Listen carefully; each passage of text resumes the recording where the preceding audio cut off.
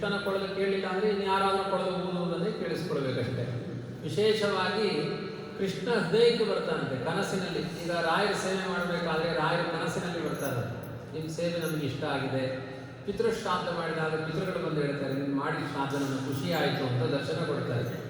ಆ ಥರ ಭಾಗವತದ ಕಥೆ ಕೇಳಿದಾಗ ಒಂದು ವಾರದಲ್ಲಿ ಒಂದು ದಿನ ಆದರೂ ದೇವರನ್ನು ನೋಡಬೇಕಂತೆ, ಆಯಿತಾ? ಕನಸಿನಲ್ಲಿ ಆದರೂ ನೋಡಬೇಕಂತೆ. ಇನ್ನು ಪುರಾಣ ಕೇಳ್ತಾ ಕೇಳ್ತಾ ಕನಸು ಕಾಣೋದಲ್ಲ, ಪುರಾಣದಲ್ಲಿ ಮುಗಿದು ರಾತ್ರಿ ಮಲಗಿದಾಗ ಕೃಷ್ಣ ಬರಬೇಕಂತೆ. ಈ ರೀತಿಯಾಗಿ ಪ್ರತ್ಯಕ್ಷವಾಗಿ ಬಂದು ನಿಲ್ಲುವಂತಹ ಶಕ್ತಿ, ಪ್ರತ್ಯಕ್ಷವಾಗಿ ದೇವರನ್ನು ನೋಡುವ ಶಕ್ತಿ ಭಾಗವತಕ್ಕಿದೆ ಅಂತ ಹೇಳಿದ್ದಾರೆ.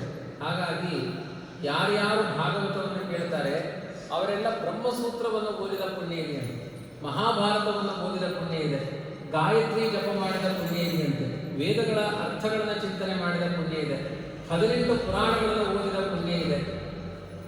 ಆದ್ದರಿಂದ ಭಾಗವತವನ್ನು ಕೇಳಿ ಅಂತ ಆಲ್ ಇನ್ ಒನ್ ಅಂತ ಎಲ್ಲವೂ ಒಂದರಲ್ಲೇ ತುಂಬಿಕೊಂಡಿದೆ. ಭಾಗವತವನ್ನು ಒಂದು ಕೇಳಿದರೆ ಎಲ್ಲವೂ ನಮ್ಮ ಪಾಲಿಗೆ ಸಿಗುತ್ತೆ ಅಂತ ಹೇಳಿದ್ದಾರೆ.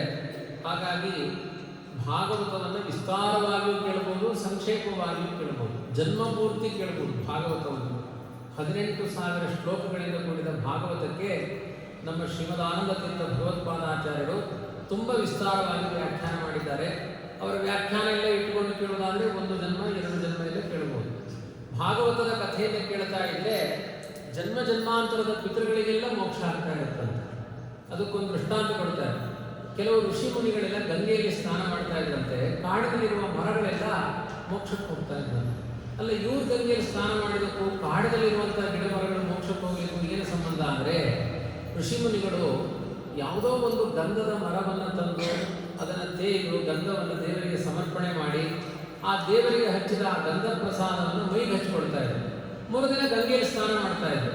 ಆವಾಗ ಆ ಗಂಧದ ಮರಗಳ ಪರಂಪರೆಯ ಮರಗಳೇನಿದ್ದಾವೆ ಕಾಡಿನಲ್ಲಿ ಅವೆಲ್ಲ ಮೋಕ್ಷಕ್ಕೆ ಹೋಗ್ತಾ ಇದ್ದಂತೆ. ಯಾಕೆಂದರೆ ಈ ಗಂಗೆಗೆ ಇವರ ಮೈಗೆ ತಾಗಿದ ಗಂಧ ತಾಗಿತ್ತಲ್ವಾ, ಆ ಪರಂಪರೆಯ ಮರಗಳೆಲ್ಲ ಮೋಕ್ಷಕ್ಕೆ ಹೋಗ್ತಾ ಇದ್ದಂತೆ. ಹಾಗೆ ಒಬ್ಬ ಮಾನವ ನಾನು ಭಾಗವತ ಕೇಳಿದರೆ ನನಗೆ ಲಿಂಕ್ ಆಗಿರುವ ಪಿತೃದೇವತೆಗಳು ಯಾರಿದ್ದಾರೆ, ಹಿಂದಿನ ಜನ್ಮದವರು, ಮುಂದಿನ ಜನ್ಮದವರು, ಈ ಜನ್ಮದವರು, ಈ ಜನ್ಮಕ್ಕೆ ಸಂಬಂಧಪಟ್ಟ ಎಲ್ಲ ಪಿತೃದೇವತೆಗಳಿಗೆ ಮೋಕ್ಷವಾಗುತ್ತದೆ. ಅಂದರೆ ಅಷ್ಟು ಶ್ರದ್ಧೆಯಿಂದ ಭಾಗವತವನ್ನು ಸ್ವಾರ್ಥವನ್ನು ಬಿಟ್ಟು ಕೇಳಬೇಕು. ಹೇಳೋರು ಸರಿ ಇರಬೇಕು, ಕೇಳೋರು ಸರಿ ಇರಬೇಕು. ಹೇಳೋರು ಸರಿ ಇರಬೇಕು ಅಂದರೆ ಅವರು ಭಾಗವತವನ್ನೇ ಹೇಳಬೇಕು, ಕೇಳೋರು ಸರಿ ಇರಬೇಕು ಅಂದರೆ ನಿದ್ದೆ ಮಾಡಬಾರ್ದು, ಮಾತಾಡಬಾರ್ದು. 2 ನಿಯಮವನ್ನು ಹೇಳಿದ್ದಾರೆ. ಅಂತಹ ಭಾಗವತವನ್ನು ಶ್ರದ್ಧೆಯಿಂದ ಕೇಳಿ. ಯಾಕೆಂದರೆ ಇಲ್ಲಿ ತುಂಬ ಚೆನ್ನಾಗಿ ಆಯೋಜನೆ ಮಾಡಿದ್ದಾರೆ. 12:30 ತನಕ ಭಾಗವತ, ಆಮೇಲೆ ಭೋಜನ ಅಂತಿದೆ ನೋಡಿ. ಎಲ್ಲಿಯೂ ಭಾಗವತ ಭೋಜನಕ್ಕೂ ಲಿಂಕ್ ಇರಲ್ಲ, ಇಲ್ಲಿ 2 ಮಾಡಿದ್ದಾರೆ. ಆದ್ದರಿಂದ ಈಗ ನಮ್ಮ ಮಕ್ಕಳಿಗಂತೂ ಇನ್ನೂ ಖುಷಿ, ನಿಮಗೆ 12:30 ಭೋಜನ, ಅವ್ರಿಗೆ ಬೆಳಿಗ್ಗೆ ಒಂದು ಫಲಾರ ಬೇರೆ ಆಗಿದೆ. ಹಾಗಾಗಿ ಬೆಳಿಗ್ಗೆ ದೋಸೆ, ಸೆಟ್ ದೋಸೆ, ಮಧ್ಯಾಹ್ನ ಭೋಜನ, ಅದರ ನಡುವೆ ಭಾಗವತ ಕೇಳಿ, ಅದೇನು ತಪ್ಪೇನಿಲ್ಲ. ಭಾಗವತದಲ್ಲಿ ವ್ಯಾಸರು ಹೇಳ್ತಾರೆ, ಉಪವಾಸದಲ್ಲಿ ಭಾಗವತ ಕೇಳಬೇಕು ಅಂತ ಇದೆ. ಉಪವಾಸ ಮಾಡಿದರೆ ತೂಗುಡಿಗೆ ಶುರು ಆಗುತ್ತೆ. ನಮ್ದೇನು ಅಂದರೆ ತುಂಬ ಹೊಟ್ಟೆಗೆ ಆಹಾರ ಬಿದ್ದರೂ ನಿದ್ರೆ ಬರುತ್ತೆ, ಆಹಾರ ಬೀಳಿಲ್ಲ ಅಂದರೂ ನಿದ್ರೆ ಬರುತ್ತೆ. ಅದಕ್ಕೆ ವ್ಯಾಸರು ಹೇಳ್ತಾರೆ, ಭೋಜನಂತೂ ವರಮ್ಮನ್ನೇ ಕಥಾ ವಿಘ್ನಕರಮೇಲಿ. ನಿಮಗೆ ಕೇಳಲಿಕ್ಕೆ ಇಂಟ್ರೆಸ್ಟ್ ಬರೋಲ್ಲ ಅಂದರೆ ಹೊಟ್ಟೆಗೆ ಹಾಕೊಂಡೇ ಬನ್ನಿ, ಪರವಾಗಿಲ್ಲ ಅಂತ ಹೇಳಿದ್ದಾರೆ. ಇಷ್ಟು ಸ್ವಾತಂತ್ರ್ಯ ಯಾರು ಕೊಡ್ತಾರೆ? ಆರಾಮಾಗಿ ಕೂತ್ಕೊಂಡು ಭಾಗವತದ ಕಥೆಯನ್ನು ನಿಶ್ಚಿಂತೆಯಿಂದ ಕೇಳಿ ದೇವರ ಅನುಗ್ರಹ ಆಗುತ್ತೆ ಅಂತ ಇದೆಲ್ಲ ತುಂಬ ಭಾಗವತದ ಮಹಿಮೆಗಳನ್ನು ಹೇಳ್ತಾ ಇದ್ದರೆ ಅದೇ ಒಂದು ಸಪ್ತಾಹ ಆಗುತ್ತೆ. ಅಷ್ಟು ಭಾಗವತದ ಮಹಿಮೆಗಳನ್ನು ಹೇಳಿದ್ದಾರೆ. ನಾನು ಸಂಕ್ಷಿಪ್ತವಾಗಿ 7 ದಿನಗಳಲ್ಲಿ ಒಂದು ಸಂಕ್ಷಿಪ್ತ ಭಾಗವತ ಅಂತ ಇರುವ ಸಮಯದಲ್ಲಿ ಆ ಭಾಗವತವನ್ನು ಹೇಳುವ ಪ್ರಯತ್ನವನ್ನು ಮಾಡ್ತೇನೆ. ವಿಶೇಷವಾಗಿ ಸೂತ ಶೌನಕ ಸಂವಾದದಲ್ಲಿ ನೈಮಿಷಾರಣ್ಯಕ ರೂಪದಲ್ಲಿ ಭಾಗವತದ ಕಥೆಯನ್ನು ಹೇಳಿದ್ದಾರೆ. ಸೂತ ಪುರಾಣಿಕರು ಶೌನಕಾದಿಗಳಿಗೆ ಪ್ರಶ್ನೆ ಮಾಡಿದಾಗ ಹೇಳ್ತಾರೆ, ವಾಸ್ತವಿಕವಾಗಿ ಶೌನಕಾದಿಗಳು ಜಪ ಮಾಡ್ತಾ ಯಜ್ಞಯಾಗಗಳನ್ನು ಮಾಡ್ತಾ ಇದ್ದಾರೆ. ಅವರ ಸತ್ಕರ್ಮದ ಫಲವಾಗಿ ಸೂತ ಪುರಾಣಿಕರು ಅಲ್ಲಿಗೆ ಬಂದರು. ಅಂದರೆ ಮಧ್ವಮತ ಇದು, ಯಾರು ಒಳ್ಳೆಯ ಸತ್ಕರ್ಮಾನುಷ್ಠಾನ ಮಾಡ್ತಾ ಇದ್ದರೆ ಇದ್ದಕ್ಕಿದ್ದಾಗಲೇ ಫ್ಲ್ಯಾಶ್ ಆಗುತ್ತೆ, ಒಳ್ಳೆಯ ಗುರುಗಳು ಅವರಾಗಿ ಸಿಗ್ತಾರೆ. ಕರ್ಮ ಸರಿ ಇರಬೇಕು, ಕರ್ಮಾಂಗ ಸರಿ ಇರಲಿಲ್ಲ ಅಂದರೆ ನಿಮಗೆ ಜ್ಞಾನ ಪ್ರಾಪ್ತಿ ಆಗಲ್ಲ. ಹಾಗಾಗಿ ಕರ್ಮಣ ಜ್ಞಾನ ಮಾತನಾಡಿ ಅಂತ ಶೌನಕಾದಿಗಳು ಕರ್ಮಗಳನ್ನು ಮಾಡ್ತಾ ಇದ್ರು. ಆ ಕರ್ಮಕ್ಕೆ ಪ್ರಸನ್ನರಾಗಿ ಸೂತ ಪುರಾಣಿಕರು ಬಂದು ಭಾಗವತವನ್ನು ಮಧ್ಯದಲ್ಲಿ ಬಂದು ಉಪದೇಶ ಮಾಡಿದರು. ಮೊದಲಿದ್ದವರು ಶೌನಕಾದಿಗಳು, ಆಮೇಲೆ ಬಂದವರು ಪುರಾಣಿಕರು ನೈಮಿಷಾರಣ್ಯ ಅನ್ನುವ ಕ್ಷೇತ್ರದಲ್ಲಿ ಭಾಗವತವನ್ನು ಹೇಳಿದ್ದಾರೆ ಅಂತ ನಾನು ಇದೇ ನೈಮಿಷಾರಣ್ಯ ಅಂತ ಹೇಳ್ತಾ ಇರ್ತೀನಿ ಯಾವಾಗ. ಸುತ್ತ ಕಾಡು ಮರ ಎಲ್ಲ ತೋಟ ಈ ಥರ ಎಲ್ಲ ಇದೆ, ಕೃಷಿ ಭೂಮಿ. ನಡುವೆ ಒಂದು ಪ್ರಾಣದೇವರು ಬಂದು ಕೂತಿದ್ದಾರೆ, ವಾಯುದೇವರಿದ್ದಾರೆ, ಮಧ್ಯೋಗುರುಗಳಿದ್ದಾರೆ. ಹಾಗಾಗಿ ಇದೇ ಒಂದು ನೈಮಿಷಾರಣ್ಯ ಕ್ಷೇತ್ರ ಅಂತ ಅಂದ್ಕೊಂಡು ಇನ್ನು ನೀವೇ ಶೌನಕಾದಿಗಳು, ನಾನೇ ಸೂತ ಪುರಾಣಿಕ ಅಂತ ಅನುಸಂಧಾನ ಮಾಡಿ ಆಯ್ತಾ. ಆ ಥರ ಭಾಗವತವನ್ನು ವಿಶೇಷವಾಗಿ ಶ್ರವಣ ಮಾಡುವಂತಹ ಒಂದು ವ್ಯವಸ್ಥೆಯನ್ನು ಅವರು ಮಾಡಿಕೊಂಡಿದ್ದಾರೆ. ಸರ್ವಶಕ್ತನಾದ ಭಗವಂತನನ್ನು ಸ್ತೋತ್ರ ಮಾಡಿ ಜನ್ಮಾದ್ಯಸ್ಯ ಯತಃ ಅನ್ವಯಾದಿತರತಃ ಚ ಅರ್ಥೇಶು ಅಭಿಜ್ಞ. ಇದೆಲ್ಲ ಒಂದು ರೀತಿಯಲ್ಲಿ ಈ ಶ್ಲೋಕಕ್ಕೆ ಅನೇಕ ಅರ್ಥಗಳನ್ನು ಮಾಡಿದ್ದಾರೆ. ಜಗತ್ತಿನ ಸೃಷ್ಟಿ ಸ್ಥಿತಿ ಲಯ ನಿಯಮನ ಜ್ಞಾನ ಅಜ್ಞಾನ ಬಂಧ ಮೋಕ್ಷಗಳು ಅಂತ ಇದೆ. ಸೃಷ್ಟಿಯಾದಿ ಅಷ್ಟಕರ್ತೃತ್ವ ಅಂತ ಕರೀತಾರೆ. ಸೃಷ್ಟಿ ಸ್ಥಿತ್ಯತ್ಯೇಹ ನಿಯತಿ ದೃಷಿತಮೋ ಬಂಧ ಮೋಕ್ಷಾಶ್ಚ ಯಸ್ಮಾತ್ ಅಂತ ಜಗತ್ತಿನ ಸೃಷ್ಟಿ ಸ್ಥಿತಿ ಲಯಗಳನ್ನೆಲ್ಲ ಮಾಡುವಂತಹ ಭಗವಂತನನ್ನು ಧ್ಯಾನ ಮಾಡಿ. ಅಂದರೆ ಯಾರನ್ನ ಧ್ಯಾನ ಮಾಡಬೇಕು? ಬ್ರಹ್ಮನನ್ನು ಧ್ಯಾನ ಮಾಡಬೇಕಾ, ದುರ್ಗೆಯನ್ನು ಧ್ಯಾನ ಮಾಡಬೇಕಾ, ರುದ್ರನನ್ನು ಧ್ಯಾನ ಮಾಡಬೇಕಾ ಅಂದರೆ ಅವರನ್ನೆಲ್ಲ ಪಕ್ಕಕ್ಕೆ ಇಟ್ಬಿಡಿ. ಪರಿವಾರತೆಯ ಗ್ರಾಹ್ಯ, ಅವರೆಲ್ಲ ವಿಷ್ಣುವಿನ ಪರಿವಾರ. ಅಪಿ ವಿಷ್ಣು ಪ್ರಧಾನತಃ, ಪ್ರಧಾನವಾಗಿ ನೀವು ಧ್ಯಾನ ಮಾಡಬೇಕಾದದ್ದು ವಿಷ್ಣುವನ್ನೇ ಧ್ಯಾನ ಮಾಡಿ. ಪೂಜೆ ಮಾಡಬೇಕಾದದ್ದು ಯಾರಿಗೆ? ನಾವು ಗಣಪತಿಗೂ ಪೂಜೆ ಅಂತ ಕರಿತೀವಿ, ಲಕ್ಷ್ಮಿಗೂ ಪೂಜೆ ಅಂತ ಕರಿತೀವಿ, ದುರ್ಗೆಗೂ ಪೂಜೆ ಅಂತ ಕರಿತೀವಿ. ಅದೆಲ್ಲ ಪೂಜೆ ಅಲ್ಲ. ಪೂಜೆ ಯಾರಿಗೆ ಗೊತ್ತಾ? ವಿಷ್ಣುವಿಗೆ ಪೂಜೆ. ಮತ್ತೆ ಗಣಪತಿಗೆಲ್ಲ ಪೂಜೆ ಮಾಡ್ತೇವಲ್ಲ ಅಂದರೆ ಪೂಜೆ ಅಲ್ಲ ಅದು. ವಿಷ್ಣುವಿಗೆ ಮಾಡಿದ ಪೂಜೆಯ ನಿರ್ಮಾಲ್ಯವನ್ನು ಗಣಪತಿಗೆ ದಾನ ಮಾಡೋದಷ್ಟೇ. ಈಗ ಊಟಕ್ಕೆ ಕೂತಾಗ ಇಷ್ಟು ಜನಗಳಿಗೆಲ್ಲ ಏನಾಗ್ತಾ ಇದೆ ಅಂದರೆ ಊಟ ಆಗ್ತಾ ಇದೆ ಅಂತ ಹೇಳ್ತಾರೆ ಹೊರತು ಇಲ್ಲ ನೈವೇದ್ಯ ಸಮರ್ಪಣೆ ಆಗ್ತಾ ಇದೆ, ಒಳಗಡೆ ಎಲ್ಲ ಕೂತಿದ್ದಾರೆ ನೈವೇದ್ಯ ಆಗ್ತಾ ಇದೆ ಅಂತ ಹೇಳ್ತಾರೆ. ಊಟಕ್ಕೆ ಕೂತಾಗ ನೈವೇದ್ಯ ದೇವರಿಗೆ ಮಾತ್ರ. ನಮಗೆಲ್ಲ ಏನು ಹೇಳಿ? ಹರಿಪ್ರಸಾದ ವಿತರಣೆ, ದೇವರಿಗೆ ಸಮರ್ಪಣೆ ಮಾಡಿದ್ರೆಲ್ಲ ಕೊಡುವುದು. ಹಾಗಾಗಿ ಪೂಜೆ ಯಾರಿಗೆ? ಸರ್ವೋತ್ತಮನಾದ ಭಗವಂತನಿಗೆ. ಲಕ್ಷ್ಮಿಯಿಂದ ಹಿಡಿದು ಪರಿವಾರ ದೇವತೆಗಳಿಗೆಲ್ಲ ಏನು ಮಾಡಬೇಕು? ದೇವರ ಪ್ರಸಾದವನ್ನು ದಾನ ಮಾಡುವುದಷ್ಟೇ. ಹಾಗಾಗಿ ದೇವರಿಗೆ ಹಾಕದೇ ಇರುವ ಹೂವನ್ನು ಲಕ್ಷ್ಮಿಗೆ ಹಾಕಬಾರದು. ಅವಳಿಗೆ ಹಾಕಬಾರದು ಅಂದರೆ ನಮ್ಮ ತಲೆಗೂ ಮುಡ್ಕೊಳ್ಬಾರದು ಅಂತ ಅರ್ಥ. ದೇವರಿಗೆ ಹಾಕದೇ ಇರುವ ಹೂವನ್ನು ಪ್ರಾಣದೇವರಿಗೆ ಹಾಕಬಾರದು. ದೇವರಿಗೆ ಅರ್ಪಣೆ ಮಾಡದೇ ಇರುವ ಪ್ರಸಾದವನ್ನು ಲಕ್ಷ್ಮಿ ಕೊಡಬಾರದು. ದೇವರಿಗೆ ಅರ್ಪಣೆ ಮಾಡದೇ ಇರುವ ಕಡುಬನ್ನು ಗಣಪತಿಗೂ ಕೊಡಬಾರದು. ಎಲ್ಲರೂ ಗಣಪತಿಗೆ 21 ಕಡುಬು ಅಂತ ಕೊಡ್ತಿರ್ತಾರೆ. ಅದು ದೇವರಿಗೆ ನೈವೇದ್ಯ ಮಾಡಿದರೆ ಗಣಪತಿಗೆ ಕೊಟ್ಟರೆ ಅವನು ಮೂಸು ನೋಡಲ್ಲ ಅವನು ಗಣಪತಿ. ಹಾಗಾಗಿ ಎಲ್ಲವೂ ದೇವರಿಗೆ. ಸತ್ಯಂ ಪರಂ ಧೀಮಹಿ. ಜಗತ್ತನ್ನು ನಿಯಮನ ಮಾಡುವ ಒಂದೇ ಒಂದು ಶಕ್ತಿ, ಅದು ಸರ್ವೋತ್ತಮನಾದ ಭಗವಂತ. ನ ಬ್ರಹ್ಮ ನ ಚ ಶಂಕರ ವಾಸುದೇವೋವ ಇದಮಗ್ರೇ ಆಸೀತ್. ಬ್ರಹ್ಮನೂ ಅಲ್ಲ, ರುದ್ರನೂ ಅಲ್ಲ, ಇತರ ಪರಿವಾರ ದೇವತೆಗಳು ಅಲ್ಲ. ಜಗತ್ತಿಗೆ ಸುಪ್ರೀಂ ಶಕ್ತಿ ಯಾರು ಅಂದರೆ ಸರ್ವೋತ್ತಮನಾದ ವಿಷ್ಣು. ಅವನನ್ನೇ ಸವಿಷ್ಣುರಾಹಿ ಅಂತ ಬ್ರಹ್ಮಸೂತ್ರ ಇದೆ. ಎಲ್ಲ ಸೂತ್ರಗಳಲ್ಲೂ ನಿರ್ಣಯವಾದದ್ದು, ವೇದಗಳಲ್ಲಿ ನಿರ್ಣಯವಾದದ್ದು ಸರ್ವೋತ್ತಮನಾದ ಭಗವಂತ. ದೇವರ ಪೂಜೆ ಮಾಡಬೇಕಾದ್ರೆ ದೇವರ ಮೇಲಿರ್ತಾನೆ, ಕೆಳಗಡೆ ದೀಪ ಇಡ್ತೀವಿ. ದೇವರ ಮೇಲಿರ್ತಾನೆ. ದೀಪ ಯಾಕೆ ಕೆಳಗಡೆ ಇಡ್ತೀವಿ ಅಂದರೆ ಅದಕ್ಕೆ ಋಗ್ವೇದ ಹೇಳುತ್ತೆ, ಅಗ್ನಿರ್ವೈ ದೇವಾನಾಂ ಅವಮಃ ವಿಷ್ಣು ಪರಮಃ. ದೇವ್ರ ಮೇಲಿರ್ತಾನೆ ಅಂದರೆ ಅವನು ಸರ್ವೋತ್ತಮ ಅಂತ ಅರ್ಥ. ದೀಪ ಕೆಳಗಿರುತ್ತೆ ಅಂದರೆ ಅಗ್ನಿ ಕೆಳಗಿರ್ತಾನೆ ಅಂತ ಅರ್ಥ. ತುಂಬ ಮೇಲೆ ಯಾರು? ವಿಷ್ಣು. ತುಂಬ ಕೆಳಗೆ ಯಾರು? ಅಗ್ನಿ. ನಾವು ಅದು ಎರಡು ಉಪಾಸನೆ, ಎರಡರ ಬಗ್ಗೆ ಆಲೋಚನೆ ಇರಬೇಕು. ತಲೆಯಲ್ಲಿ ದೇವರು, ಹೊಟ್ಟೆಯಲ್ಲಿ ಅಗ್ನಿ. ಆಯ್ತಾ? ಇನ್ನು ಹೊಟ್ಟೆಯಲ್ಲಿ ದೇವರು, ತಲೆಯಲ್ಲಿ ಅಗ್ನಿ ಅಂದರೆ ಜಗತ್ತು ಭಸ್ಮ ಆಗಿರುತ್ತೆ. ತಲೆಗೆ ಬೆಂಕಿ ಬರಬಾರ್ದು. ತಲೆಗೆ ಬೆಂಕಿ ಬಂದರೆ ಜಗತ್ತು ಭಸ್ಮ ಆಗುತ್ತೆ. ತಲೆಯಲ್ಲಿ ವಿಷ್ಣು, ಹೊಟ್ಟೆಯಲ್ಲಿ ಬೆಂಕಿ ಅಂದರೆ ಜೀವನ ಚೆನ್ನಾಗಿ ನಡೀತಾ ಇದೆ. ಒಳ್ಳೆ ಆಹಾರ, ಚೆನ್ನಾಗಿ ಜಗತ್ತು ನಡೆಯುತ್ತೆ.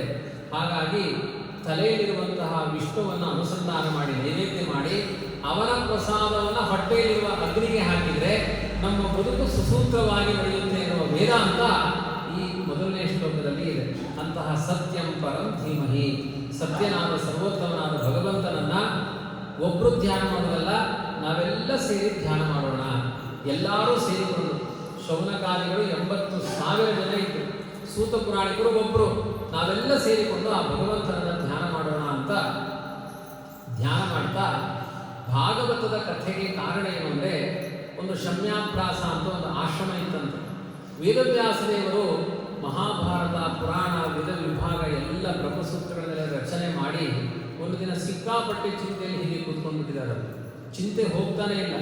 ಎಲ್ಲ ಋಷಿಗಳು ಹೋಗಿ ಹೇಳಿದರು, ನಾರದರೆ ಆ ವೇದವ್ಯಾಸದೇವರು ತಲೆ ಮೇಲೆ ಕೈ ಹೊತ್ಕೊಂಡು ಕೂತಿದ್ದಾರೆ, ಒಂದು ವಾರ ಆದರೂ ತೆಗಿತಾ ಇಲ್ಲ, ಯಾರು ಕೇಳಿದ್ರು ಆನ್ಸರ್ ಮಾಡ್ತಾ ಇಲ್ಲ, ಹಿಂಗೆ ಹೇಳಿ ಕೂತ್ಕೊಂಡ್ಬಿಟ್ಟಿದ್ದಾರೆ, ನೀವು ಹೋಗಿ ಆ ಚಿಕಿತ್ಸೆ ಕೊಡಿ ಅಂತ ಕೇಳಿದರು.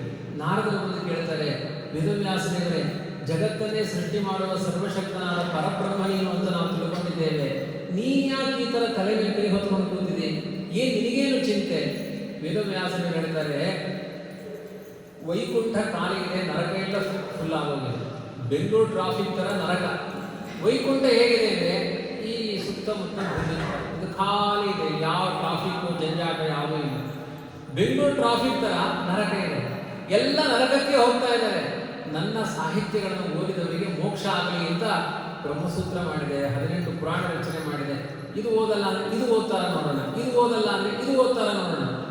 ಯಾವುದು ಹಾಕಿದ್ರೂ ಕೂಡ ರೋಗಗ್ರಸ್ತರಾದವರು ಅನ್ನ ತಿನ್ನದೇ ಇರುವ ಹಾಗೆ ನನ್ನ ಸಾಹಿತ್ಯವನ್ನೇ ಯಾರು ಓದ್ತಾ ಇಲ್ಲ. ತುಂಬ ಚಿಂತೆ ಆಗಿಬಿಟ್ಟಿದೆ, ಇಷ್ಟು ಬರೆದಿದ್ದು ವೇಸ್ಟ್ ಆಯ್ತಲ್ವಾ, ನಾನು ಏನು ಮಾಡಬೇಕು, ಏನು ಮಾಡಲಿ? ಈ ಜೀವರಾಶಿಗಳಿಗೆ ಮೋಕ್ಷ ಕೊಡಬೇಕು, ಮೋಕ್ಷ ಖಾಲಿ ಹೊಡಿತಾ ಇದೆ, ಯಾರು ಹೋಗ್ತಾ ಇಲ್ಲ ಮೋಕ್ಷಕ್ಕೆ, ಎಲ್ಲ ನರಕಕ್ಕೆ ಹೋಗ್ತಾ ಇದ್ದಾರೆ, ಏನು ಮಾಡಬೇಕು ಚಿಂತೆ ಆಗಿದೆ.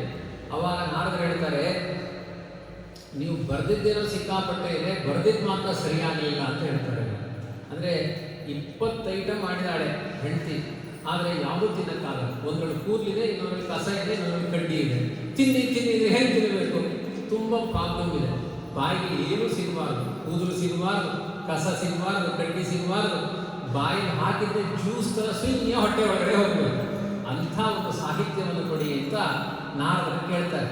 ಯಾಕೆಂದರೆ ಕಲಿಯುಗದಲ್ಲಿ ದಡ್ಡರಲ್ಲ, ದಡ್ಡಾತಿ ದಡ್ಡರು, ದಡ್ಡರಲ್ಲಿ ದಡ್ಡರು. ಮಂದಾಹ ಸುಮಂದಮತೆಯ, ಅದರ ಜೊತೆಗೆ ಮಂದಭಾಗ್ಯ ಕ್ಷುಪದ್ರುತ, 1000 ವಿಘ್ನಗಳು, 1000 ಉಪದ್ರವಗಳು. ಅಂಥವರಿಗೆ ನೀವು ಮಹಾಭಾರತ ಓದು, ಒಂದೊಂದು ಶ್ಲೋಕಕ್ಕೆ 10 ಅರ್ಥ ಇದೆ, ಅದನ್ನು ಅರ್ಥ ಮಾಡಿಕೊ. ಬ್ರಹ್ಮಸೂತ್ರ ಓದು, ಅದು ಏನು ಅಂತಲೇ ಅರ್ಥ ಆಗಲ್ಲ. ಬ್ರಹ್ಮಸೂತ್ರಗಳು ಹಾಗಿದೆ. ಆಕಾಶ ಸ್ಥಲಿಂಗಾತ ಅಂತ ಒಂದು ಸೂತ್ರ ಇದೆ. ಆಕಾಶ ಎಲ್ಲೋ ಇದೆ, ಲಿಂಗ ಎಲ್ಲೋ ಇದೆ, ನಮ್ಗೆ ಅರ್ಥವೇ ಆಗಲ್ಲ. ಆಕಾಶ ಸ್ಥಲಿಂಗಾತ ಅಂದರೆ ಏನರ್ಥ ಯಾರಿಗೂ ಅರ್ಥ ಆಗಲ್ಲ. ತುಂಬ ಟಫ್ ಸಾಹಿತ್ಯ. ಮೊದಲೇ ದಡ್ಡಾತಿ ದಡ್ಡರು ತ್ರೇತಾಯುಗದಲ್ಲಿ ಅರ್ಥ ಆಗುವ ಸಾಹಿತ್ಯವನ್ನು ಕಲಿಯುಗದವರಿಗೆ ಕೊಟ್ಟು ತಿನ್ನಿ ಅಂದರೆ ಅವರು ಎಲ್ಲಿ ತಿಂತಾರೆ? ಹಾಗಾಗಿ ಸರಳವಾದ ಸಾಹಿತ್ಯ, ಆರಾಮಾಗಿ ಕೂತ್ಕೊಂಡು ಕೇಳಬೇಕು, ಕೇಳ್ತಾ ಇದ್ರೆ ಕಥೆ ಅರ್ಥ ಆಗಬೇಕು. ಅಂಥ ಕಥೆಯನ್ನು ರಚನೆ ಮಾಡಿ ಅಂತ ನಾರದರು ಪ್ರಾರ್ಥನೆ ಮಾಡಿದಾಗ ಎಲ್ಲ ಮಹಾಭಾರತ, ಎಲ್ಲ ಬ್ರಹ್ಮಸೂತ್ರಗಳು, ಎಲ್ಲ ಅಷ್ಟಾದಶ ಪುರಾಣಗಳು, ಎಲ್ಲ ವೇದಗಳು ಅದರ ಎಸೆನ್ಸನ್ನು ತೆಗೆದು ಒಳ್ಳೆ ಏನು ಫುಡ್ ಸಾಲ್ ಮಾಡ್ತಾರಲ್ಲ, ಎಲ್ಲದನ್ನು ತೆಗೆದು ಒಂದೇ ಜ್ಯೂಸ್ ಥರ ಮಾಡ್ತಾರಲ್ಲ, ಆ ಥರ ಮಾಡಿಕೊಟ್ಟ ಶ್ರೇಷ್ಠವಾದ ಗ್ರಂಥ ಶ್ರೀಮದ್ ಭಾಗವತ ಅಂತ ಹೇಳಿದ್ದಾರೆ. ನಾರದರ ಪ್ರಾರ್ಥನೆಗೆ ಅನುಗುಣವಾಗಿ ವೇದವ್ಯಾಸದೇವರು ಭಾಗವತವನ್ನು ರಚನೆ ಮಾಡಿಕೊಟ್ರು. ಆ ಭಾಗವತದ ಆರಂಭದಲ್ಲಿ ಅಶ್ವತ್ಥಾಮನ ಕಥೆಯನ್ನು ಹೇಳ್ತಾರೆ. ಆರಂಭದಲ್ಲಿ ಏನು ಅಂದರೆ, ಆ ದುರ್ಯೋಧನ ದೇಶವನ್ನು ಆಳ್ತಾ ಇದ್ದ, ಸಾಯುವ ಸ್ಥಿತಿ ಬಂತು. ಕೃಷ್ಣನ ಅನುಗ್ರಹದಿಂದ ಪಾಂಡವರಿಗೆ ರಾಜ್ಯ ಲಾಭ ಆಯಿತು. ಆದರೆ ಸಾಯಬೇಕಾದ್ರೆ ಅಶ್ವತ್ಥಾಮನಿಗೆ ಪ್ರಚೋದನೆ ಮಾಡ್ತಾನೆ. ಅಶ್ವತ್ಥಾಮಾಚಾರ್ಯರು ರುದ್ರದೇವರ ಅವತಾರ. ಆ ರುದ್ರದೇವರಿಗೆ ಮನಸ್ಸನ್ನು ಹಾಳು ಮಾಡ್ತಾನೆ ದುರ್ಯೋಧನ. ಅಂದರೆ ಕಲಿಯ ಶಕ್ತಿ ಎಷ್ಟಿದೆ ಅಂದರೆ, ರುದ್ರದೇವರ ಮನಸ್ಸನ್ನು ಹಾಳು ಮಾಡುವಷ್ಟು ಶಕ್ತಿ ಕಲಿಯಿದೆ. ವಾಯುದೇವರ ತಂಟೆಗೆ ಬರಲಿಕ್ಕಾಗಲ್ಲ, ಭಗವಂತನ ತಂಟೆಗೆ ಬರಲಿಕ್ಕಾಗಲ್ಲ. ಅದಕ್ಕೆ ಮಧ್ವಾಚಾರ್ಯ ಹೇಳಿಕೊಟ್ಟಿದ್ದಾರೆ, ಕಲಿಯುಗದಲ್ಲಿ ನೀವು ಕಲಿಬಾಧೆಯನ್ನು ಪರಿಹಾರ ಮಾಡಿಕೊಳ್ಬೇಕು ಅಂದರೆ ಒಂದು ಮಧ್ವನಾಮ ಹೇಳ್ಕೊಳ್ಳಿ, ಇನ್ನೊಂದು ಲಕ್ಷ್ಮೀ ಶೋಭಾನ ಹೇಳ್ಕೊಳ್ಳಿ ಹೆಣ್ಮಕ್ಕಳಿಗೆ. ಅಂದರೆ ಸರ್ವೋತ್ತಮನಾದ ಭಗವಂತ, ಜೀವೋತ್ತಮನಾದ ವಾಯುದೇವರನ್ನು ಆಶ್ರಯಿಸಿದರೆ ಯಾರಿಗೂ ಕಲಿಬಾಧೆ ಆಗಲ್ಲ. ಇದರಿಂದ ಕಲಿ ಮಹಾ ಉಪದ್ರವಗಳನ್ನು ಕೊಡ್ತಾರೆ. ಆ ಅಶ್ವತ್ಥಾಮಾಚಾರ್ಯರು ಪ್ರತಿಜ್ಞೆ ಮಾಡಿದರು, ಪಾಂಡವರ ಸಂತತಿಯನ್ನೆಲ್ಲ ನಾಶ ಮಾಡಿ ಆ ದುರ್ಯೋಧನನ ಹೆಂಡತಿಯಾದ ಭಾನುಮತಿಯಲ್ಲಿ ನಾನೇ ಸಂತಾನವನ್ನು ಪಡೆದು ದುರ್ಯೋಧನನ ರಾಷ್ಟ್ರ ಮುಂದುವರಿಯುವ ಹಾಗೆ ಮಾಡ್ತೀನಿ ಅಂತ ಪ್ರತಿಜ್ಞೆ ಮಾಡಿ ಪಾಂಡವರ ಮೇಲೆ ಬ್ರಹ್ಮಾಸ್ತ್ರಗಳನ್ನು ಪ್ರಯೋಗ ಮಾಡಿದರು. ಪಾಂಡವರ ಸಂತಾನದ ಮೇಲೆ, ಪಾಂಡವರ ಮೇಲೆ, ಉಪಪಾಂಡವರ ವಧೆಗಳನ್ನೆಲ್ಲ ಮಾಡಿದ್ದಾರೆ. ಇಂತಹ ಪ್ರಸಂಗದಲ್ಲಿ ವೇದವ್ಯಾಸದೇವರು ಬಂದು ಅಶ್ವತ್ಥಾಮಾಚಾರ್ಯ ಹೇಳ್ತಾರೆ, ಆ ನೀಚನ ಮಾತನ್ನು ಕೇಳಿ ನಿನ್ನ ಬುದ್ಧಿ ಹಾಳಾಗಿದೆ ಅಂತ ಹೇಳಿದರೆ ಆ ಅಶ್ವತ್ಥಾಮಾಚಾರ್ಯ ಮಾತು ಕೇಳಲಿಕ್ಕೆ ರೆಡಿ ಇಲ್ಲ. ಅಷ್ಟು ದೊಡ್ಡ ಅಪಚಾರದ ಆ ಅಭಿಪ್ರಾಯಗಳನ್ನೇ ಮಾಡ್ತಾ ಇದ್ದಾರೆ. ಈ ರೀತಿಯಾಗಿ ಅಶ್ವತ್ಥಾಮಾಚಾರ್ಯರ ಅಪಚಾರದಿಂದಾಗಿ ಅರ್ಜುನನ ಮಗನಾದ ಅಭಿಮನ್ಯುವಿನ ಪತ್ನಿಯಾದ ಉತ್ತರೆಯ ಗರ್ಭದಲ್ಲಿ ಪರೀಕ್ಷಿತ ಅನ್ನುವ ಮಗು ಬೆಳೀತಾ ಇದೆ. ಅದರ ಮೇಲೆ ಭಯಂಕರವಾದ ಬ್ರಹ್ಮಾಸ್ತ್ರವನ್ನು ಪ್ರಯೋಗ ಮಾಡಿದ. ಆ ಬ್ರಹ್ಮಾಸ್ತ್ರ ಪ್ರಯೋಗ ಮಾಡಿದಾಗ ಕೃಷ್ಣನ ಬಳಿ ಬಂದು ಕೇಳ್ತಾರೆ. ನೋಡಿ, ಎಲ್ಲ ಸಮಸ್ಯೆಗಳಿಗೆ ಒಂದೇ ಚಿಕಿತ್ಸೆ. ಕಷ್ಟ ಬಂದರೆ ಕೃಷ್ಣ ಎನ್ನಿ ಅಂತ. ಕೃಷ್ಣ ಎನ್ನಬಾರದೆ, ನರಜನ್ಮ ಬಂದಾಗ ನಾಲಿಗೆ ಇರುವಾಗ ಕೃಷ್ಣ ಎನ್ನಬಾರದೆ. ಕೃಷ್ಣ ಎಂದರೆ ಕಷ್ಟ ಒಂದಿಷ್ಟಿಲ್ಲ, ಕೃಷ್ಣ ಎನ್ನಬಾರದೆ ಅಂತ. ಕೃಷ್ಣ ಅಂದರೆ ಸಾಕಂತೆ, ಕಷ್ಟ ಎಲ್ಲ ಆಕರ್ಷಣೆ. ಕೃಷ್ಣ ಅಂದ್ರೆ ಗೊತ್ತಾ, ಎಳ್ಕೊಂಡು ಹೋಗ್ತಾನೆ ಅಂತ. ಏನು ಎಳ್ಕೊಂಡು ಹೋಗ್ತಾನೆ? ಕೃಷ್ಣ ಅನ್ನುವ ನಾಮದ ಜೊತೆಗೆ ನಮ್ಮ ಕಷ್ಟಗಳನ್ನೆಲ್ಲೇ ಎಳ್ಕೊಂಡು ಹೋಗ್ತಾನೆ. ಆದರೆ ನಮ್ಮ ಸ್ಥಿತಿ ಏನು ಅಂದರೆ, ಎಷ್ಟೇ ಕಷ್ಟ ಬಂದರೂ ಅದಕ್ಕೆ ನಮ್ಮ ಫೋನ್ ನಂಬರಿನಲ್ಲಿ ಮೆಡಿಕಲ್ ಶಾಪಿನ ನಂಬರ್ ಇರುತ್ತೆ ಹೊರತು ಕೃಷ್ಣ ಅನ್ನೋದು ನಂಬರ್ ಇರಲ್ಲ. ಕೂಡಲೇ ಕೃಷ್ಣನಿಗೆ ಮೆಸೇಜ್ ಮಾಡಬೇಕು, ಕೃಷ್ಣ, ಉಡುಪಿಯ ಕೃಷ್ಣ. ನಂಬರ್ ಯಾವುದು ಕೇಳ್ತೀರಿ ನೀವು? ಯಾವುದೂ ಇಲ್ಲ. ಕೃಷ್ಣ ಅನ್ನೋ ನಾಮಸ್ಮರಣೆಯೇ ನಂಬರ್. ಆ ಕೃಷ್ಣನಿಗೆ ನೀವು ನಿಮ್ಮ ಅಭಿಪ್ರಾಯವನ್ನು ಹೇಳಿದ್ರೆ ಏನೋ ಒಂದು ಚಿಕಿತ್ಸೆ ಸಿಗುತ್ತೆ, ಏನೋ ಒಂದು ಪರಿಹಾರ ಸಿಗುತ್ತೆ, ಕೊಡ್ತಾನೆ ಭಗವಂತ. ಆದರೆ ನಮಗೆ ಒಂದು ಬಾಂಧವರು ನೆನಪಾಗ್ತಾರೆ, ತಲೆನೋವು ಬಂತು ಅಂದರೆ ಮಾತ್ರೆ ಯಾವುದು ಅಂತ ನೆನಪಾಗುತ್ತೆ ಹೊರತು ದೇವರ ಸ್ಮರಣೆ ನೆನಪಿಗೆ ಬರಲ್ಲ. ಶಾಶ್ವತವಾಗಿ ಕಷ್ಟಗಳಿಗೆ ಚಿಕಿತ್ಸೆಯನ್ನು ಕೊಡುವನು ಸರ್ವಶಕ್ತನಾದ ಭಗವಂತ ಅಂತ. ಆ ಹೆಣ್ಮಗಳು ಅಂದರೆ ಹೆಣ್ಮಕ್ಕಳಿಗೆ ಜಾಸ್ತಿ ಭಕ್ತಿ ಇರ್ತದೆ ನೋಡಿ. ಇಡೀ ಕೃಷ್ಣನ ಕಥೆಯಲ್ಲಿ ಹೆಣ್ಮಕ್ಕಳು ದೇವರ ಮುಂದೆ ಸಮರ್ಪಣೆ ಮಾಡಿಕೊಂಡಷ್ಟು ಪುರುಷರು ಅಥವಾ ವಿದ್ವಾಂಸರು ಸಮರ್ಪಣೆ ಮಾಡಿಕೊಂಡಿಲ್ಲ. ಹಾಗಾಗಿ ಕಲಿಯುಗದಲ್ಲಿ ಕೃಷ್ಣನ ಭಕ್ತಿನ ಸ್ಥಾಪನೆ ಮಾಡಬೇಕಾದ ಯಾರು ಅಂದರೆ ಹೆಣ್ಮಕ್ಕಳೇ. ಅದು ಕಥೆಯೇ ಹಾಗೆ ಬರುತ್ತೆ. ನಾರದರು ಸಂಚಾರ ಮಾಡಿಕೊಂಡು ಹೋದಂತೆ ಯಾವ ದೇಶ ಚೆನ್ನಾಗಿದೆ, ಎಲ್ಲಿ ಜಾಗೃತವಾಗಿದೆ ಭಕ್ತಿ, ಯಾವ ತೀರ್ಥಕ್ಷೇತ್ರ ಯಾತ್ರೆ ಮಾಡಿದ್ರು ಎಲ್ಲೂ ಹರಿಭಕ್ತಿ ಜಾಗೃತ ಆಗಿರಲಿಲ್ಲ. ವೃಂದಾವನಕ್ಕೆ ಹೋದಾಗ ಹರಿಭಕ್ತಿ ಜಾಗೃತವಾಗಿತ್ತಂತೆ. ಅಂದರೆ ಆ ಭಕ್ತಿ ಎನ್ನುವ ಕನ್ಯೆ ಇದ್ಲಂತೆ.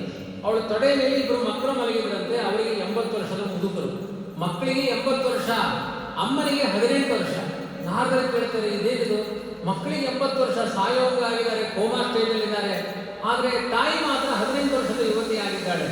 ಅದಕ್ಕೆ ಅವಳು ಹೇಳಿದಂತೆ, ನಾನು ಭಕ್ತಿ ಎನ್ನುವ ಕನ್ಯೆ, ನಾನು ತುಂಬ ಕ್ಷೇತ್ರಗಳಲ್ಲಿ ಸಂಚಾರ ಮಾಡಿದೆ, ನನಗೂ ಇದೇ ವೃದ್ಧಾಪ್ಯ ಇತ್ತು, ನನ್ನ ಮಕ್ಕಳಿಗಿಂತ ವೃದ್ಧಾಪ್ಯಕ್ಕಿಂತ ಜಾಸ್ತಿ ವೃದ್ಧಾಪ್ಯ ನನ್ನಲ್ಲಿತ್ತು. ಆದರೆ ವೃಂದಾವನ ಕ್ಷೇತ್ರಕ್ಕೆ ಬಂದ ಕೂಡಲೇ ನನಗೆ ಯೌವನ ಬಂತು. ಆದರೆ ನನ್ನ ಇಬ್ಬರು ಮಕ್ಕಳು ಜ್ಞಾನ ಮತ್ತು ವೈರಾಗ್ಯಗಳಿಗೆ ಮಾತ್ರ ಯೌವನ ಬರಲಿಲ್ಲ. ನಾರದರೆ ಅವರಿಗೂ ಯೌವನ ಬರುವ ಹಾಗೆ ಮಾಡಿ ಅಂತ. ಆವಾಗ ನಾರದರು ಸನಕಾದಿಗಳ ಮೂಲಕ ಹರಿದ್ವಾರ ಕ್ಷೇತ್ರದಲ್ಲಿ ಕುಳಿತು 7 ದಿನ ಭಾಗವತದ ಕಥೆ ಕೇಳಿ ಆ ಪುಣ್ಯವನ್ನು ಧಾರೆ ಎರೆದರಂತೆ. ವೃಂದಾವನದಲ್ಲಿದ್ದ ಭಕ್ತಿ ಇಬ್ಬರು ಮಕ್ಕಳಿಗೆ ಯೌವನ ಬಂತು ಅಂತ ಕಥೆ ಇದೆ. ಹಾಗಾಗಿ ನೀವು ಈ ಕಥೆ ಕೂತ್ಕೊಂಡು ಕೇಳಿದ್ರು ಕೂಡ ಎಲ್ಲೋ ಇದ್ದ ಪಿತೃದೇವತೆಗಳು ಉದ್ಧಾರ ಆಗ್ತಾರೆ, ಅವರಿಗೆ ಚೈತನ್ಯ ಬರುತ್ತೆ ಅಂತ ಹೇಳಿದ್ದಾರೆ. ಅಂಥ ಒಂದು ಶಕ್ತಿ ಶ್ರೀಮದ್ ಭಾಗವತಕ್ಕಿದೆ. ಇದರಲ್ಲಿ ಯಾಕೆ ಈ ಕಥೆ ಹೇಳಿದೆ ಅಂದರೆ, ಆ ಭಕ್ತಿಯ ಸ್ವರೂಪವೇ ಸ್ತ್ರೀ ಸ್ವರೂಪ ಇದೆ. ಹಾಗಾಗಿ ಪುರುಷರಿಗೆ ಭಕ್ತಿ ಬರುವುದಿಲ್ಲ ಅಂತ ನಿಂದನೆ ಮಾಡ್ತಿಲ್ಲ. ಆದರೆ ಮನೆಯಲ್ಲಿ ಹೆಂಡತಿಗೆ ಭಕ್ತಿ ಇಲ್ಲ ಅಂದರೆ ಪುರುಷ ಕಾಲಕ್ರಮದಲ್ಲಿ ನಾಸ್ತಿಕ ಆಗಿಬಿಡ್ತಾನೆ. ಮನೆಯಲ್ಲಿ ಹೆಂಡತಿಗೆ ಭಕ್ತಿ ಇತ್ತು ಅಂದರೆ ನಾಸ್ತಿಕನಾದ ಪುರುಷನು ಸ್ವಲ್ಪ ಸಮಯದ ಮೇಲೆ ಆಸ್ತಿಕನಾಗ್ತಾನೆ. ಏನೋ ಹಂಗೆಲ್ಲ ಇದೆಯಲ್ಲೋ, ಏನು ಬದಲಾಗ್ಬಿಟ್ಟೆ ಅಂದರೆ ನನ್ನ ಹೆಂಡತಿ ಸಿಕ್ಕಾಪಟ್ಟೆ ದೇವಸ್ಥಾನಕ್ಕೆ ಹೋಗ್ತಾಳೆ, ಅವಳಿಂದ ಬದಲಾಗ್ಬಿಟ್ಟೆ ಅಂತ ಹೇಳುವ ಪುರುಷರು ತುಂಬ ಮಂದಿ ಇದ್ದಾರೆ. ಇವತ್ತು ಅಷ್ಟೇ ಭಾಗವತ ಕಥೆ ಹೇಳಬೇಕು ಅಂತ ಪುರುಷರನ್ನೇ ನಂಬಿಕೊಂಡ್ರೆ 1, 2, 3, 4 ಇಲ್ಲೆಲ್ಲೋ 2 ಕೂತಿದ್ದು ಅದು ಡಿಲೀಟ್, ಅವರು ಹೋಗ್ಬೋದು. 4 ಜನ ಭಾಗವತ ಹೇಳಬೇಕು. ಆದರೆ ಈಗ ಸ್ತ್ರೀಯರಿಗೆ ಭಾಗವತ ಹೇಳ್ತೀನಿ ಅಂದರೆ 60 ಸಂಖ್ಯೆಯಲ್ಲಿ ಜನ ಸಿಗ್ತಾರೆ. ಆದ್ದರಿಂದ ಕಲಿಯುಗದಲ್ಲಿ ತುಂಬ ಶ್ರೇಷ್ಠವಾದ ಭಕ್ತಿ ಉಳಿಯುವುದು ಯಾರಿಗೆ ಅಂದರೆ ಸ್ತ್ರೀಯರಲ್ಲಿ ಅಂತ. ಅದಕ್ಕೆ ನಾವು ಅಂಬರಣಿ ಗುರುಕುಲ ಅಂತ ಶುರು ಮಾಡಿದ್ವಿ. ಪುರುಷರ ಗುರುಕುಲದಲ್ಲಿ ಯಾರು ಸರಿಯಾಗಿ ಓದಲ್ಲ. ಇಲ್ಲಿ ನೋಡಿ, ನಮ್ಮ ಮಕ್ಕಳು ಎಲ್ಲರೂ ಪುಸ್ತಕ ಇಟ್ಕೊಂಡ್ಬಿಟ್ಟಿದ್ದಾರೆ, ಶೋಧಕಾರಿಗಳ ಥರ ಬರ್ಕೊಳ್ತಾ ಇದ್ದಾರೆ. ಎಲ್ಲರೂ ಏನೋ ಭಾಗವತ ಹೊಸದಾಗಿ ರಚನೆ ಮಾಡಿಬಿಟ್ಟು ಅಷ್ಟು ಸ್ಫೂರ್ತಿ ಇದೆ ಅವರಿಗೆ. ಎಷ್ಟು ಸ್ಫೂರ್ತಿ ಯಾವ ಪುರುಷರಿಗೂ ಇರಲ್ಲ. ಟೈಮ್ ನೋಡ್ತಿರ್ತಾರೆ, 12:30 ಯಾವಾಗ ಆಗುತ್ತೆ. ಇನ್ನೂ ಪ್ರಸಾದ್ ನಿಮಗೆ ಯಾಕೆ ಹೇಳಿದ್ದಾರೆ, ನೀವು ಒಳ್ಳೆ 4 ಜನ ಆದರೂ ಇದು ಮರ್ಯಾದೆ ಉಳಿಸಿದ್ದೀರಿ. ನೀವು ಇರಲಿಲ್ಲ ಅಂದರೆ ನನ್ನ ಮರ್ಯಾದೆ ಹೋಗ್ತಾ ಇದೆ. ಆದ್ದರಿಂದ ಕಲಿಯುಗದಲ್ಲಿ ಯೋಷಿತ ಸಾಧು ಸ್ತ್ರೀಯರಲ್ಲೇ ಉತ್ತರಾದೇವಿಗೆ ಮಹತ್ವ ಕೊಟ್ಟ. ನೋಡಿ, ಚಿಕಿತ್ಸೆ ಯಾರ್ಯಾರು ಹೇಗೇನೋ ಕಂಡುಹಿಡಿದಾದ್ರು. ಅರ್ಜುನ ಹೇಳಿದ, ಅವನ ತಲೆ ಕತ್ತರಿಸ್ತೇನೆ, ಅಶ್ವತ್ಥಾಮನ ತಲೆ ಕತ್ತರಿಸ್ತೇನೆ, ಹಂಗೆ ಮಾಡ್ತೇನೆ, ಹೆಂಗೆ ಮಾಡ್ತೇನೆ, ಏನು ಮಾಡಲಿಕ್ಕಾಗಿಲ್ಲ. ನೋಡಿ, ಸತ್ಯ ಹೇಳಿ, ಧರ್ಮರಾಜ ಇದ್ದ, ಭೀಮಸೇನೂ ಇದ್ದ, ಆಮೇಲೆ ಅರ್ಜುನ ಇದ್ದ, ನಕುಲ ಸಹದೇವರಿದ್ದರು. 5 ಜನರಿದ್ದಾಗ 5 ಜನರ ಮಕ್ಕಳನ್ನ ಅಶ್ವತ್ಥಾಮ ಕಡಿದು ಹಾಕಿದ, ಸಂಹಾರ ಮಾಡಿದ. ಆದರೆ ಇವರೆಲ್ಲ ಇದ್ದಾಗ ಅವರೆಲ್ಲ ಮಕ್ಕಳು ಸತ್ತೋದ್ರು. ದ್ರೌಪದಿಗೆ ಹುಟ್ಟಿದ 5 ಜನ ಮಕ್ಕಳನ್ನ ಅಶ್ವತ್ಥಾಮ ಸಂಹಾರ ಮಾಡಿದ್ದಾನೆ. ದ್ರೌಪದಿಯ ಮಕ್ಕಳು 5 ಪಾಂಡವರ ಮಕ್ಕಳು ಸಂಹಾರ ಮಾಡಿದ್ದಾನೆ. ಆದರೆ ನೋಡಿ, ಅರ್ಜುನನ ಮಗ ಅಭಿಮನ್ಯು, ಅಭಿಮನ್ಯುವಿನ ಹೆಂಡತಿ ಉತ್ತರೆ, ಅವಳೇನು ಮಾಡ್ತಾಳೆ? ಕೃಷ್ಣನಲ್ಲಿ ಶರಣಾಗತನಾಗ್ತಾಳೆ. ನಾನು ರಕ್ಷಣೆ ಮಾಡ್ತೀನಿ ಅಂತ ಅನ್ನೋದೇ ಇಲ್ಲ. ನೋಡಿ, ಎಷ್ಟೇ ಶಕ್ತಿ ಜಾಸ್ತಿ ಇದ್ರೂ ದೇವರಲ್ಲಿ ಶರಣಾಗತರಾಗುವ ಸಣ್ಣ ಮಕ್ಕಳಿಗೆ ಸಿಗುವ ಬಲ ದೇವರಲ್ಲಿ ಶರಣಾಗತರಾಗದೇ ಇದ್ದರೆ ದೊಡ್ಡ ವಿಭೂತಿ ಪುರುಷರಿಗೂ ಆ ಬಲ ಬರಲ್ಲ ಅನ್ನೋದೊಂದು ತತ್ವ ಹೇಳಬೇಕಾಗಿದೆ. ಇನ್ನು ಭೀಮಸೇನ ದೇವರ ಶಕ್ತಿ ಇರಲಿಲ್ಲ ಅಂತ ತಿಳ್ಕೊಳ್ಬೇಡಿ. ಅದೊಂದು ಬೇರೆ ದೇವ ಕಾರ್ಯ ಬೇರೆ, ಅದನ್ನು ವ್ಯಾಖ್ಯಾನ ಮಾಡಿದ್ದಾರೆ. ಒಟ್ಟಿನಲ್ಲಿ ಉತ್ತರೇ ಹೋಗಿ ಹೇಳಿದರು, ಕೃಷ್ಣ ನನ್ನ ಪಾಂಡವರ ಕುಲ ಬೆಳಿಬೇಕಾಗಿದೆ, ಅಧರ್ಮದ ಕುಲ ಅಳಿಬೇಕಾಗಿದೆ, ಅದು ನಾಶ ಆಗಬೇಕಾಗಿದೆ. ಜವಾಬ್ದಾರಿ ನಿಂದು. ನನಗೆ ಎಷ್ಟೇ ಜವಾಬ್ದಾರಿ